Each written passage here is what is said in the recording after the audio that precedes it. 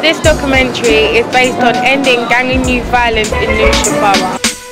It has been put together by a group of young people to show our perspective on life in the borough. We met at Lewisham Community Centre regularly to discuss, debate and consider what the biggest issues were and what we felt was important. The young people attended workshops and presentations where we designed questionnaires for the public and the professionals that we interviewed to have a wider insight on gang violence and antisocial behaviour. The issues highlighted in the documentary are strategy for safer neighbourhoods. One of the things that we've worked on particularly has been around siblings. How you see us, youth and criminal justice. Because the way I dress and the way I walk around and my skin colour and that, they'll try and victimise me, come to me all the time. Violent communities. Are you aware of any special measures that have been taken place to prevent the gang violence? I can't say I have. I'm not impressed with what I've heard, but I can't say I have. Family and the young offender. There's nationally a lot of research to say that there is a high correlation between young people who offend and young people who come from single family homes. Relationships. No, I don't think the relationship with the police is any good, to be fair. From what I can see, it seems like a very kind of safe, family-orientated kind of community. I don't think they're threatened. I think they're probably a fear of the gang violence. It's like some of the youngsters ain't behaving the way they're supposed to be behaving, really. There's a group of lads that sit on the bottom of my stairs and all they do is have cigarettes, cans of drink, and they just chit-chat, and no trouble to me at all. When I want to go up or down, they get out of the way, they call me auntie, respect and all that. So, you know, people have the wrong idea, yes.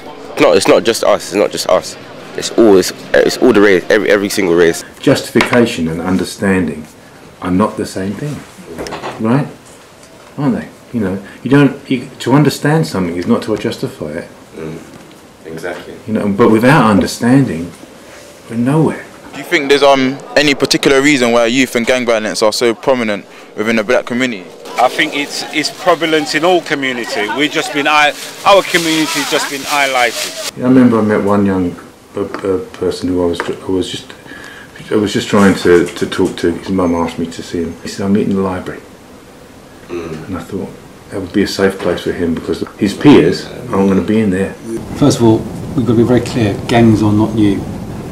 We're not trying to demonise the young people of today. Gangs have been around for centuries, and that's very important for me in understanding what the problem is. Young people will be disproportionately involved in crime and gang activity, and what we've got to try and do is reduce the risks around their activities, whether it be gang, whatever, involvement in crime, so that we can get more young people safely through that stage of their life. A lot of it is in the media, puts things into kids' heads, I think, really. Well, I think as long as Hollywood and Britain are prepared to spend millions, if not billions of dollars throughout the course of every year, promoting films that show crime and violence as being part of the main theme of the film, how can that kind of diet go into people's minds? Don't forget, it's not a question of just watching the film, seeing it once and forgetting about it. They'll go and buy the DVD in Blu-ray or whatever it's called, and they'll watch it 100 times in a year. So that way it's totally programming a person to believe that the remedy for any particular problem, whether it's economic disorder, like you owe mortgage on your house, or your family's breaking up for some reason to do with economics, then you're going to think that violence is the way out of it. We have something that's called the Serious Youth Violence Strategic Action Plan, which is a long-winded way of saying that we've looked at this together, the council, the police, other services that are involved, and we did that in 2009. We target, if we can, the most prolific offenders, the people who are most involved, but we also recognise that there are people who are on the fringes who are at risk of being drawn in. I think the things that we've put in place have been positive. One of the projects that we've got to kind of encourage young people to report crime, particularly around serious youth violence, is the project we've got with King's College Hospital at the moment for victims of knife crime. So we've got an organisation called Red Thread that are based in the hospital with their youth workers on a number of days and on a response basis.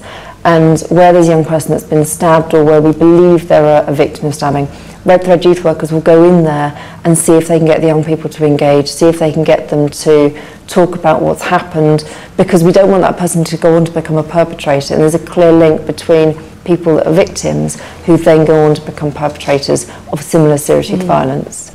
There's a strategy by the Safer Lewisham Partnership, which is the senior board that works with all the safety organisations in Lewisham. They have a programme which is based on a model called Pathways.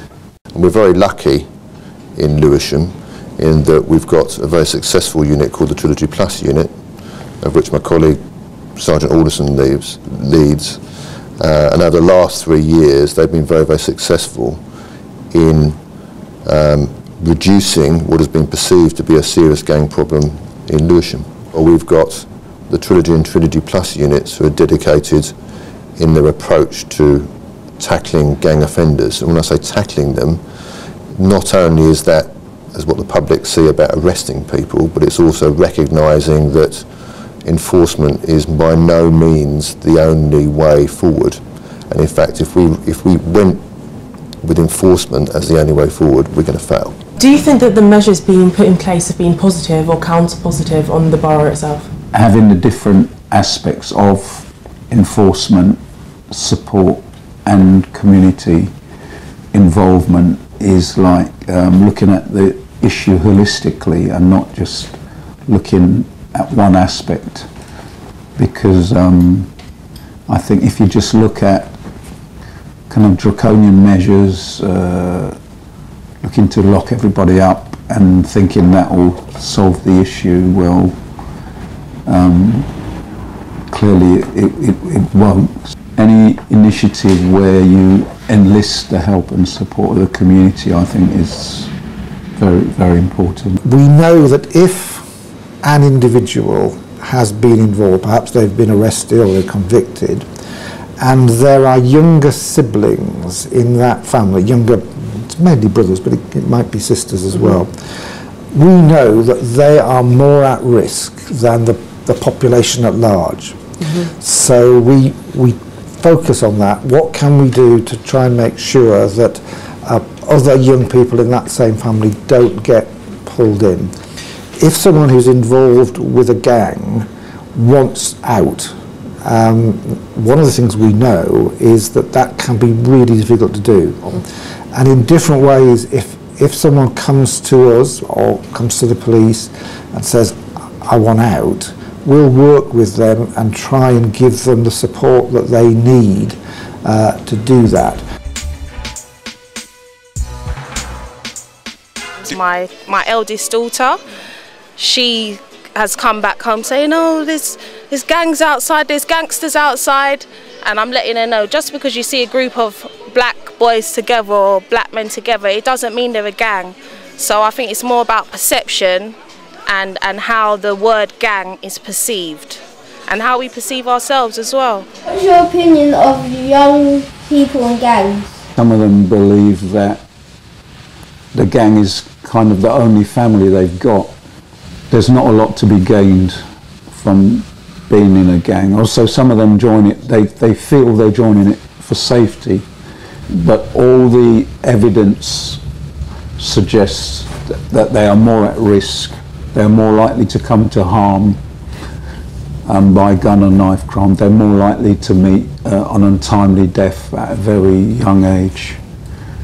And in general terms, there's no profit to be had from being in a gang in terms of getting a good education, preparing yourself for life as an adult. I think it goes back to family, it goes back to how we see ourselves, and it goes back to role models as well. Because there's more black people in this borough, so that's why if you're going to go up to Richmond or them sort of areas, there's still going to be some sort of gun and knife crime, but it's not going to be predominantly black. It is in both black and white. I remember I met this one guy who's now in his second year of his undergraduate degree. He's out of prison now. When I first met him, he said, you know, when I was younger, my attitude was if you had something, if someone else had something, I would take it from them.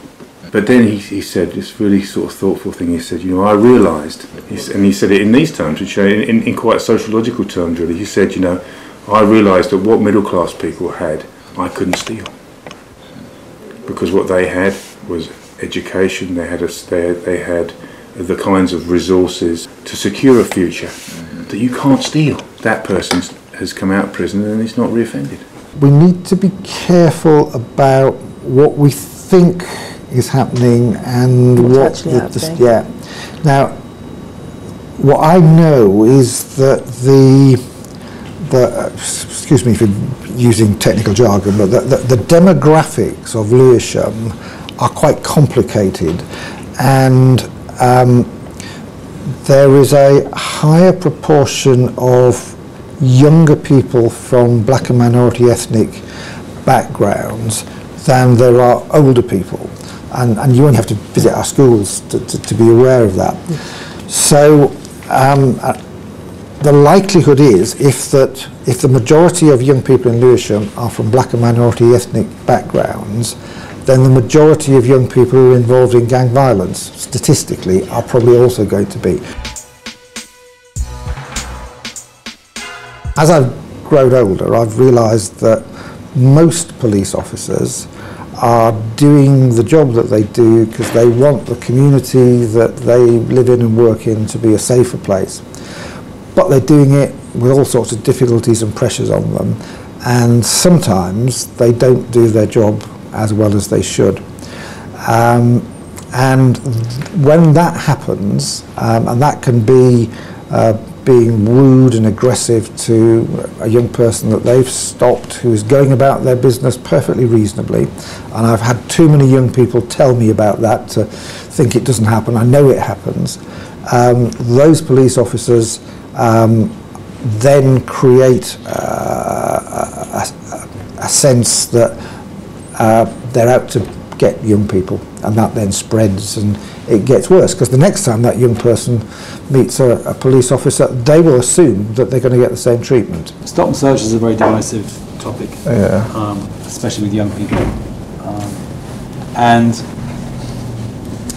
I think the new commissioner recognises that, and there is a lot of work going on in the police service now around stop and search. When things go wrong, it's much more likely to involve officers from things like they have names like the Territorial Support Group, people who don't know the area. They're police officers who are brought in for a particular purpose, and then they go away again. It's not the safer neighbourhood teams, it's not the officers who are working in Lewisham day in, day out. And one of the first things I said to Bernard Hogan-Howe, the new Metropolitan Police Commissioner, was that he needed to think about that, because those officers who come in, cause trouble and go away again, leave the rest of us, police, young people and people like me, with a problem. The borough commander, who's Chief Superintendent Nyman in the borough, who I know has been speaking to the young mayor and various advisory groups where this question has been raised time and time again, because young people on the street, it's in their minds. So it's perceived as a problem, isn't it? Stop and search is one tool that needs to be used sparingly, and where the evidence or the suspicion shows that a search should be taken out. And when a search is conducted, people need to be polite, they need to go through the procedures, need to tell him, need to go through what statute tells us that search person should be told. But most of the young people I know have a good relationship with the police, and most of the young people I know are able to trust the police. Obviously there are a lot of problems between them, but I think the police sometimes make too much against the young people. That's why I think they are tempted to do bad things. I think it's really important that police officers actually learn to respect the community. A lot of the work they have to do is not easy, it can be difficult, it can be problematic, but police officers know that when they volunteer to do the role. So it's about valuing and respecting all the community, and also being careful that they do not display prejudices in the members of the community that they interact and communicate with. But I think in a way there's a connection between vulnerability and gang violence. I mean, I think the two things we really need to talk about is vulnerability and fear. There's a clear correlation between young people who've had complex lives, complex backgrounds, and those young people who then go on to offend for a variety of reasons. What is it that those young people who are getting drawn into so-called gangs, or what's it? What is it that involvement is a response to? You know, what is it that picking up a knife or a gun gives that young person? You know, well, it's empowering in a certain kind of way, you know, in a destructive way maybe. But there's something about that which I think is a response to a sense of vulnerability. The role of a parent, I believe, is to demonstrate best behaviour to their children. Single parents do good and bad jobs as well as joint parents, I think personally, like, so I wouldn't say it's gang related, no, definitely not. There is a myth that the typical family that people joke about, sort of 2.4 children, and they live in a nice 3-bedroomed house, and there's mum and dad goes out to work and mum stops at home and looks after the children. Life's not like that. I'm struggling to think of anybody that I know who meets that stereotype. But when you're working for the Daily Mail or whoever it is, you want somebody to point the finger at. And they will, in this context, they'll point the finger at single parents. In other contexts, they'll point the finger at people who are receiving welfare benefits. There are fantastic single parent parents, there are dreadful single parents. The media look at lots of different areas when it comes to young offenders, and I'm not sure if you can remember the last positive story you heard about young people who'd offended giving back to the community, young people, rates of reoffending reduced. There's definitely a relationship between single parents and, you know, the whole gang violence thing, because if the parents don't do their job to bring the child up in a proper way, then there's a possibility that the person will go into gang violence when they grow up. I work in a school myself, and a lot of it comes from the parents and the siblings, so the schools and the governments can only do so much. It is parents as well. They need to be educated and keep a tight lid on their children. Mentoring is very, very important, but it's got to be the right mentors. But you've got to be able to relate to young people, relate to their situation. I think it would be very beneficial for young people to look at other aspects of employment and training. The MARAC is a multi-agency partnership meeting that comes together where young people's cases are discussed to make sure that we've got the most effective package in place for those young people and their families. I mean, I think, in a way, that the solutions that are required are dialogue and having sort of the conversations that we're having and the kind of thinking that we're doing together now. That thing about we were talking about before about, you know, in the sense of young people hitting out at their mirror image. That's the thing that I think is such a kind of, is a warning, and also the most tragic dimension of all of this. The change in behaviours and the changes in society. So in this day of information communication technology, young people doing different things in different ways. Sometimes I hear there's nothing for the young people to do in the summer holidays, there's nothing. And I know, I'm not saying it deals with every need, but certainly through the local council, they always have a program that can be accessed. Maybe some people just don't have the right access to these things. We shouldn't put young black men into that compartment and say, if they're hanging out on the street, they're a problem. They're not. I think a lot of it's down to just pure boredom, you know, and there's not enough for kids to do these days. Are you aware of any special measures that have been put in place to prevent gang violence? Personally, no, I don't know. I know there's, even what you're doing now is very good, it's very constructive, it's informative, so it's about communities working together, people working together and people thinking as well. You've got to think about what you're putting out there as well, especially the older people. How would you bring young black people into university like where you teach? That has to do with trying to make the university a welcoming place, a place where young students of any background, but particularly young black people, feel comfortable. I think the whole gang violence thing, it starts from the individual, the person, yeah, the people itself. The change has to come from inside. Yeah, so it doesn't have to do with the justice system. They are doing everything they can to like make everything okay for everyone, but the individuals have to like take responsibilities for themselves and, you know, do the right thing. The only way to address that feeling of vulnerability is I think, is to try and create the conditions in where those young people can see a future, you know, a future that can be invested in, that doesn't involve the kind of destructive things that we're talking about. What we're trying to do, and by we I mean Lewisham Council, is to take the money that we've got and figure out the way we can get the most out of it. And increasingly what we'll be doing is trying to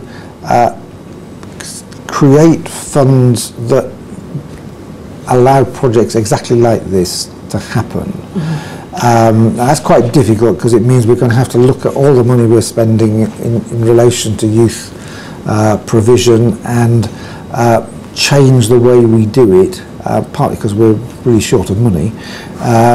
But we think that if we do that, particularly if we do that by involving young people and talking to them and hearing things like you've just said, that this is a project that you feel is making a difference, that we might at the end be able to spend potentially even less money than we do now, but actually get more out of it.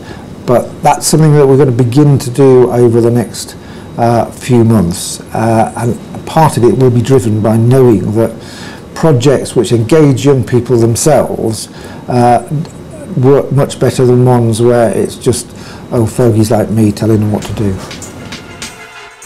What you have seen in this documentary is that gang and youth violence are not new and have a history that goes back hundreds of years. However, as young people, we realise that some things have to be changed to tackle this problem now. And the best way to do this is for the statutory services to allow young people to voice their opinions and speak for themselves. This film marks the beginning of the process in Lewisham, and we hope when you see young people on the street, you don't stereotype them as criminals and troublemakers.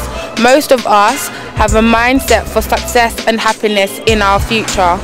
All the young people who was involved in the project wish to thank everyone who supported us and believed in us to make this possible. We can speak for ourselves.